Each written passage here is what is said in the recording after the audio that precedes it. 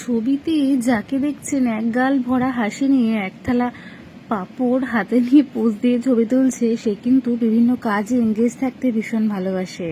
আর তারই আবদারে এই পাঁপড় বানানোর উদ্যোগ।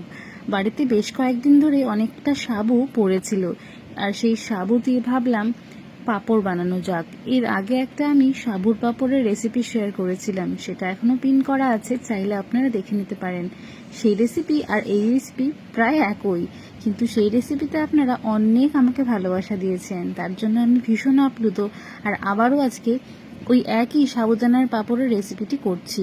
রেসিপিটি সামান্য একটু ডিফারেন্ট হতে চলেছে, কারণ তখন আমি পাঁপড়টা বানানোর সময় গোটা সাবুদানা দিয়ে করেছিলাম, আর এবার আমি সাবুটাকে একটু ক্র্যাশ করে নিয়েছি মিক্সিতে, 3-4 বার ক্র্যাশ করে নিয়েছি। এবারে আমি পাত্রে জল দিয়ে সাবুর গুঁড়োটা এর মধ্যে দিয়ে দেব।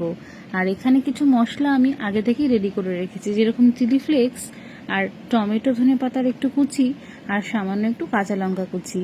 কাঁচা লঙ্কাটা আমি দিতে এর মধ্যে ভুলেই গেছিলাম।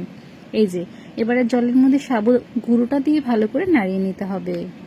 সাবুর গুঁড়োটা দেওয়ার সময় জল ঠান্ডা থাকলে বেশি ভালো হবে। আর এখানে আমার ছেলের সঙ্গে কথা বলতে বলতে জলটা একটু উষ্ণ গরম হয়ে গেছিল, এই জন্য কিছুটা পরিমাণ সাবু দলা হয়ে গেছিল। খুব ভালো করে খেয়াল করে দেখবেন যেন ঠান্ডা জলেই সাবুর মিক্সারটা আপনারা দেন।